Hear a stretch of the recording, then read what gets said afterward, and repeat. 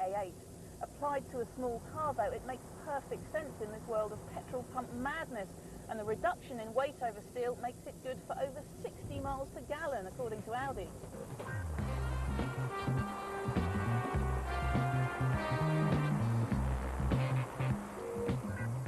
The baby Merc has had a difficult birth.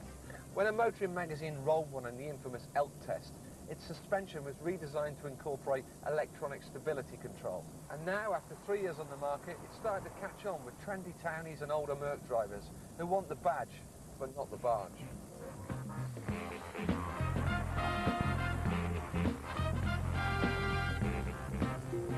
It's like the TARDIS in here, a small car that actually feels bigger on the inside than seems possible from the outside.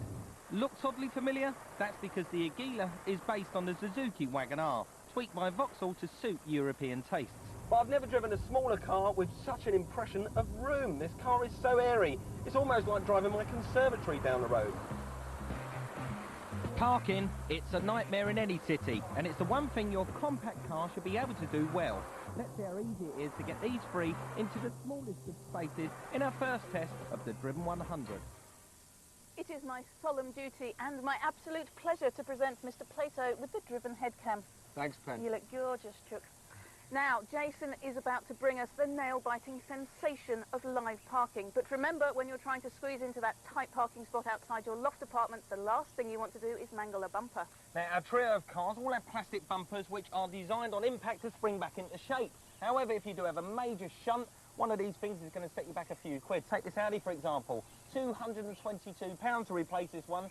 So there's no pressure on you there then, Jace. Let's get on with it. Jump in the back.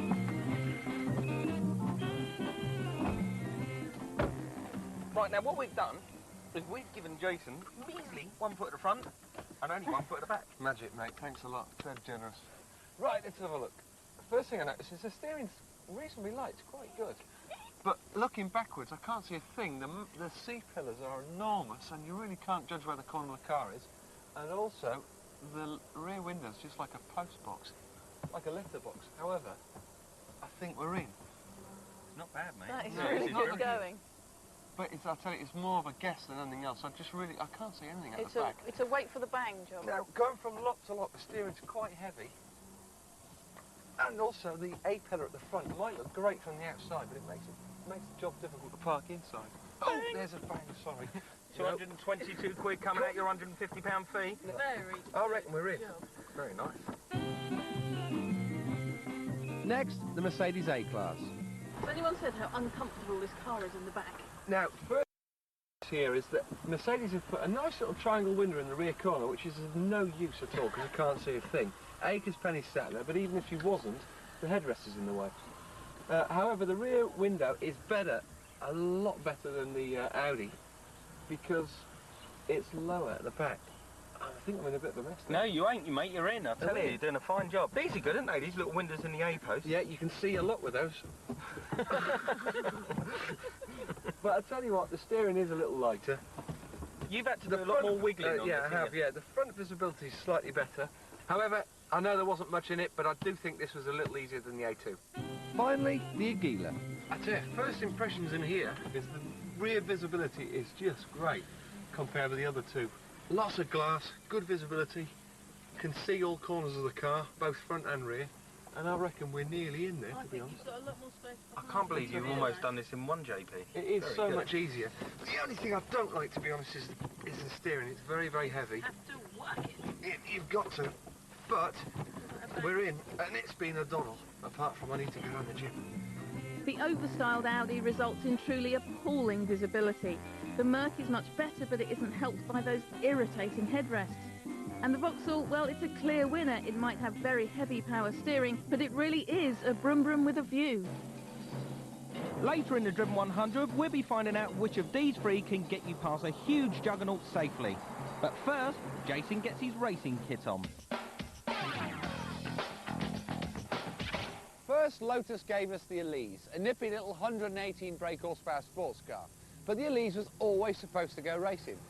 So, along comes the Sports Elise. A sensible tin-top version with a luggage rack as standard? I don't think so. You may think the original Elise is pretty wild for a road-going car, but this race-spec Sports Elise is just incredible. It's got wider track, it's got wider wheels and tyres, adjustable suspension, it's got a fire extinguisher, it's got cut-off switches everywhere. I kind of feel at home, to be honest. But there's just one problem. It's not road legal. But this is. Ladies and gentlemen and speed freaks everywhere, meet the road-going version, the brand new Lotus Exige. But has the Exige lost anything in translation? Well, the central driving position has been abandoned. They've raised the front by 2 inches to stop you grinding on speed bumps, and they've shrunk the rear spoiler. So, what does that all add up to? Well, let me do the sums for you. 177 brake horsepower, 0 to 60 in 4.7 seconds, 136 mile an hour, and a chassis that sticks to the road like a limpet. It's certainly not a car for everyone. There's less luggage space than there is in the Elise. It's noisy, it's extremely hot in the cabin. If you thought the Elise was fun, well, you better think again. There's no creature comforts as standard in the Exige. The money's gone on essentials that add to the driving experience and nothing else. And does a radio or CD add to the driving experience? Well, Lotus don't think so, because all you get is an entertainment fitting kit, which comprises of wiring, aerial, and thanks Lotus, a coax cable. Anyone looking for a usable day-to-day car need not apply. But if you want a car to drive on the road as well as having a lot of fun on the track, you won't find anything better for 32 grand. The aerodynamics may be reduced on the road car, but this still generates 80 kilos of downforce at 100 miles an hour. That's equivalent of having a small elephant sat on the roof. And it's so easy to drive, so well balanced. You can get straight in this car and give it as much as you want. It just doesn't throw anything nasty at you. Lotus are famed for their chassis, and this certainly is one of the best I think they've made. I've driven some little sports cars in my life, and this really is worthy of a Colin Chapman logo. It is just absolutely superb. The Lotus Exige. Supercar performance for sports car money. However, as with most things in life, there's a price to pay. Oh yeah, radio fitting kit. Do I care? I think you know the answer to that. After the break, will I get to drive the car of my dreams? And we'll find out which of our city slickers can take the driven crown. Whether you're after a sports car or a family estate, don't forget to log on to the website at www.4car.co.uk and check out our deal of the week. Welcome back. Before I go F1 racing, we're continuing on with the Driven 100 in our search for the best city car you can buy. So far, the Vauxhall Agila is ahead of the Audi A2 and Mercedes A-Class, but how will it stand up in our overtaking test? There comes a time when every city dweller has to leave the town behind them and head for the busy A roads and the motorways. Now, Mercedes and Audi reckon that's going to be no problem at all for their smallest models, and so does Vauxhall, despite the Agila starting this test as the underdog. So we're going to take our 3 high-sided runarounds and put them through a very everyday yet surprisingly nerve-wracking overtaking manoeuvre.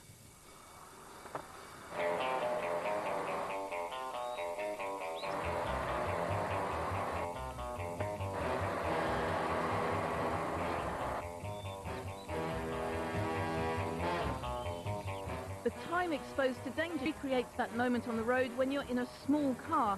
You're stuck behind a monster truck and there's just enough room for you to overtake. So, which of these 3 little piggies has enough grunt to get you past safely? Now I'm going to drive at 50 miles an hour in 3rd gear behind this great big truck, and when I get alongside the cone I'm going to floor it and get past this truck as quickly as I possibly can.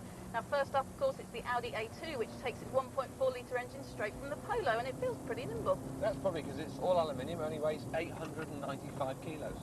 But this car has got only a measly equal 75 brake horsepower, so we're going to have to pedal Yeah, hard. it's going to Come be... on, here's the cone pen. Here we go, here we go, here we go. Hold on, boys. Go on, Hey! I'm going to be late to school if you don't get me there on time. Come on, little girl. Come on. Oh, absolutely bags and bags of space. Absolutely no problem for the Audi A2. Next up, it's the Mercedes A-Class.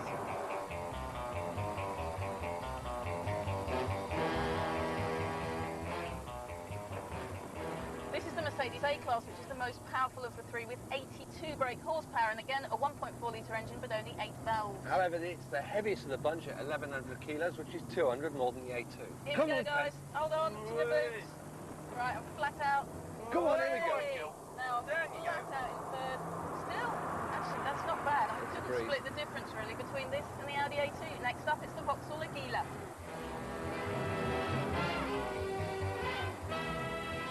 So here we are in the underdog, the Vauxhall Aguila. This time, only a 1.2-litre engine, but 74 horsepower. So it's there or thereabouts with the other two cars in terms of power. As far as the weight's concerned, this is just over 1,000 kilos, which is bang in the middle of the other two. However, it's only good for 97 miles an hour. Yeah, but come on, guys. It does 0 to 60 in exactly the same time as the other two, about 12.5 seconds. So I reckon it'll make mincemeat of this old Well, truck. let's just wait. Now I'm absolutely... Come on, wind it up, wind it up. Easy peasy. Yeah. Here we go. Surprisingly good. Interesting results here. The underdog Vauxhall easily held its own against its intimidating German rivals, coming equal first with the A2 and beating the Merc. But now, Mike goes back to school, and about time too.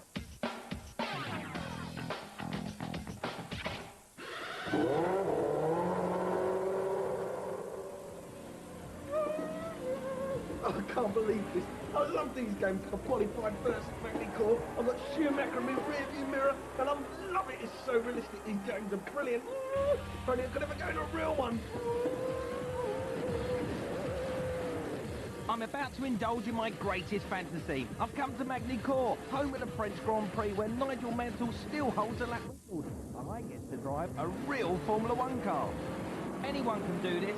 A day at the track will cost you £1,000 for a basic driving package, grand including 2 nights in a 4-star hotel. But you can't just get in and get going. No, no, no. First, you have to go back to school. So today you're going to drive the most powerful and amazing car in your lifetime. Formula One driver, it's a real job. 10 years are necessary to have a good Formula One driver. If you ignore the instruction given, we reserve the right to exclude you from the driving course without further warning. Of course, if you don't respect... At this point, I was feeling nervous. What if I wasn't good enough? What if I'm the only person in the class who doesn't make it? What would I say to Jason and Penny?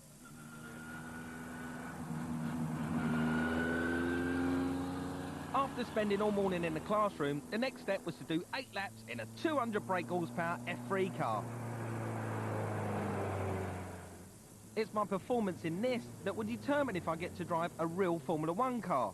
I'm more nervous about getting in a Formula 3 car because they're sort of manual gearboxes and they're right hand and it's going to be clunky and it all works differently than what you'd normally expect. And the one thing that they keep saying is braking. They keep saying stamp on them brakes, and apparently you need 10 times the amount of pressure to get these cars to stop than you do on a normal road car. So that's the one thing that's going to surprise me, I think.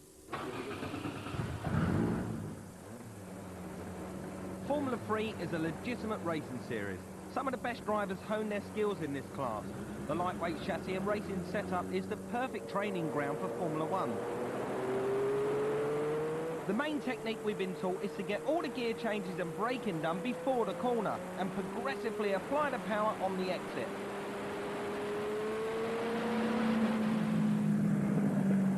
Brake in the straight line, down into third gear, down into second gear. Turn in. Stay on the apex, stay off the power progressively. Oh, lovely amount of grip there. As the tyres have got warm, and I've got more confidence with the car, I'm finding myself going into these corners with a little bit more venom, a little bit more vigour. Nice and slowly. Right, I'm going to cool down a lap now. Well, can I rip the L plates off now? Take care, because you don't respect the checkered flag. The checkered flag, yeah. He said two times. And a professional driver, every time, is looking at the pit to have the instruction from the team manager. Yeah. So when you have the flag, you have to respect the rule. Hands up, I've been caught. After all, a Formula 1 car can do in excess of 200 miles an hour, so you have got to be disciplined. Hopefully, this won't count against me, and I will get to drive the Formula 1 car. While I'm waiting, Damon Hill's Arrows comes out on the track. They also have a 1997 Benetton and Eric Comis's LaRousse. But unfortunately, not all of them are running. But it proves that you do get to drive the real McCoy. Bad news. There's only one car still working, and 11 of us are fighting for a go. Time is speeding by.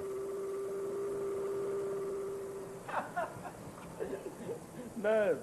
Right, I go to the toilet. I've made it. I get to drive the real deal. A 1994 Larousse with 700 brake horsepower and a paddle shift sequential gearbox. At last, me dreams have come true. I'm strapped in so tight I can hardly breathe, and I'm really, really nervous. I need a few words of encouragement. You ready? You are? It's okay? Yeah, it's movement, but yeah. It's a car. It's a car. Yeah, exactly. Four wheels, a steering wheel. It's a car. This is it. Concentrate. It's time to go. I can feel the power already. This is going to be fantastic. Right up into second. Here we go. Go for a little starting gate into second. Oh, already the power, I can feel it. 700 brake horsepower. I'm going round third gear, fourth gear into Grand Curve. Coming down into Estoril. Going to be turning into Estoril. Oh, yes, the grip is just astonishing. Oh, it's really good. The power is amazing. Oh, here we go. Oh, Jesus Christ, it's quick. Oh, my...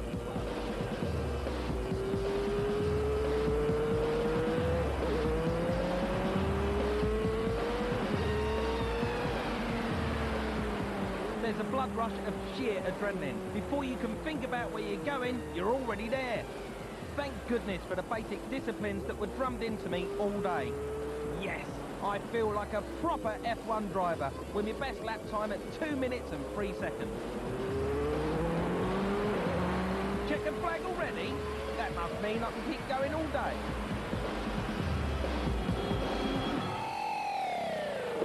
Yes! The winner! I told you they're realistic. They're fantastic. Right, next race, Silverstone. The final showdown is still to come in the Driven 100. So far, the humble Vauxhall Aguila is doing well against the aristocratic duo, the Audi A2 and the Mercedes A-Class. But these aren't just about performance. They've got to look cool in the city. How will the Aguila do in the desirability stakes? Well, I think you'd agree that so far the underdog is enjoying the upper hand. But one huge factor when buying a car is desirability. In fact, the German duo have already been touted around design museums. So behind me I've got a cross-section of bath dwellers, bathites, batharians, bathtubs, whatever you want to call them, who are going to tell us what they think is the most desirable. So it's time to vote with your feet. Run around now! I expect the big crowds coming over to my little Vauxhall. Yeah. Watch them all. Come on, flock to me. Yeah, one gentleman. Hello, sir. Come and Lovely. stand next to my pride. Oh dear. We knew you had to turn. Oh dear. Well, there you go. Not looking good for you, Mark. That means the little Audi A2 is going to win on desirability here with a huge vote. Jason, that's not a very close second, is it? But it comes in second for the little Mercedes, and my poor little Vauxhall, well, it doesn't score anything. Now it's decision time in the Driven 100. Marks out of 25 for drivability, desirability, practicality and cost of ownership. There's 100 points up for grabs. Last series top score was 76, awarded for the sensational Renault Sport Clio. The gauntlet's been laid down. First up, it's drivability. The Audi A2. Yeah, I've driven this car loads over the last few days. The driving position is brilliant, the gearbox is fantastic, steering's electrically assisted, it's just a great drive. I would go for 18. Fair enough. You're right with Give that? it 18. But the new suspension on the A-Class has made it the dullest drive here. We can't give it anything like as good a score as the Audi. I'd go for 15. 15. I'd agree with that. Yeah, Yep, 15, okay. there you go. We were more impressed with a feisty little Aguila. Right, well, a little bit better than the Merc then, 16. Now for desirability. This is probably the most desirable Audi other than the Audi TT to date. Lots of people are going to want one. There's not going to be that many made. So it's got to be a top score. It is 20. And the Merc? You had one person. No, I didn't. Like, I had 3 No, people. you had one and she had 2 little kids. The A-Class just isn't classy enough. It gets a dismal 12. But it could be worse. The pug-ugly Aguila gets the lowest score ever in this section of the Driven 100. It is definitely undesirable. No, come on. I go for a 5. 5 is a bit low, but yes, I'll agree with that. Practicality and 4 seats isn't enough for a car that claims it's a mini people carrier. It gets 14. The Merc is slightly bigger on boot space and it seats 5, giving it 16. But the TARDIS-like Aguila wins by a cubic mile. It gets 19. Finally, cost of ownership. This is what it costs you to buy, run and service a car over 3 years. First, the Audi A2. Let me show you the best bit about this car. You never have to open the bonnet at all. You just flick a switch inside, this flap comes down, and you can service it here. All the oil and water and the dipstick's right there, so all your regular maintenance is nice and easy. Which means that the bonnet doesn't have to come off until 19,000 mile service intervals. And its cost per mile works out at 42p. 18? Sounds reasonable. Although the 38p a mile A-Class is cheaper, depreciation is going to be a big issue. It gets 16. And the bargain basement Aguila, listen to this cost per mile. Listen and weep. 24.8p per mile.